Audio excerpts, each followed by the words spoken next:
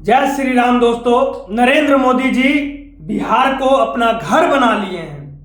इस बार लगता है कि नरेंद्र मोदी जी चुनाव बिहार से ही लड़ने वाले हैं, क्योंकि बिहार में ना नीतीश कुमार पर विश्वास है, ना चिराग पासवान पर विश्वास है, ना सम्राट चौधरी पर विश्वास है, और बिहार की जनता को तो नरेंद्र मोदी जी पर भी विश्वास नहीं है।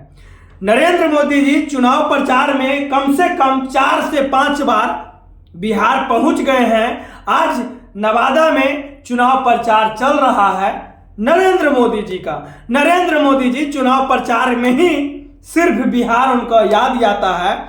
हमें तो ऐसा लगता है मेरे दोस्तों कि नरेंद्र मोदी जी क्यों ना यूपी छोड़कर एक बार बिहार में चुनाव लड़ ले।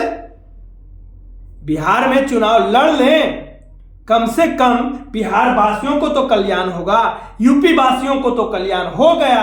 अब बिहार वासियों को, क्योंकि जब जब चुनाव लोकसभा का आता है 10 बार रैलियां नरेंद्र मोदी जी बिहार में आकर करते हैं और बिहार वासियों को ठग कर लेकर जाते हैं। मेरे दोस्तों, उस बार अगले बार चुनाव जब आया था तो क्या क्या वादा किए थे हमें नहीं मालूम है, लेकिन आप लोगों को तो मालूम होगा मेरे दोस्तों कि नरेंद्र मोदी जी क्या क्या वादा किए थे और कितने वादे पूरे किए हैं। नरेंद्र मोदी जी कितने वादे पूरे किए हैं। नरेंद्र मोदी जी खुला चैलेंज करते हैं, खुले मंच पर कहते हैं कि मैं आप लोग को भीख देता हूं 5 केजी अनाज से। मेरे दोस्तों, 5 केजी अनाज क्या होता है मेरे दोस्तों? 5 केजी अनाज से एक परिवार को 5 केजी अनाज देते हैं तो उससे क्या होता है? उससे हमारा भूखमरी खत्म हो सकता है मेरे दोस्तों। क्या आपको पता है बेरोजगारी नहीं खत्म हो सकता है मेरे दोस्तों? क्या आपका उससे शिक्षा व्यवस्था चल पाएगा? उससे क्या मेरे दोस्तों आप हेल्थ, अपना स्वास्थ्य दिखा पाएंगे 5 केजी अनाज से? मोदी जी कभी तो रोजगार पर बात कर लिया कीजिए, कभी तो बेरोजगारी पर बात कर लिया कीजिए कि हमारे युवा, पढ़े लिखे युवा रोड पर किस तरह से बिहार में शराब बेचने का काम कर रहे हैं, बिहार में शराब और गलत धंधे करने का काम कर रहे हैं।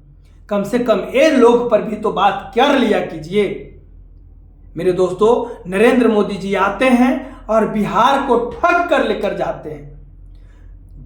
हर जिला में नरेंद्र मोदी जी का एक रैली होगा, क्योंकि नीतीश कुमार पर विश्वास नहीं है, चिराग पासवान पर विश्वास नहीं है, चिराग पासवान के जीजा पर विश्वास नहीं है। सम्राट चौधरी तो ऐसी बोलते रहते हैं, इनका कोई बिहार में अस्तित्व नहीं है। जब से ये उप मुख्यमंत्री बने हैं और इनको तो हम चैलेंज करते हैं कि कहीं से टिकट दीजिए और ये जीत जाएंगे, जिस दिन से हम भाजपा का पुजारी बन जाएंगे। और हम इनसे ज्यादा क्या कहें, भाजपा का पुजारी बन जाएंगे। अगर ये लोकसभा का सीट जीत जाएंगे तो भाजपा का मैं पुजारी बन जाऊंगा।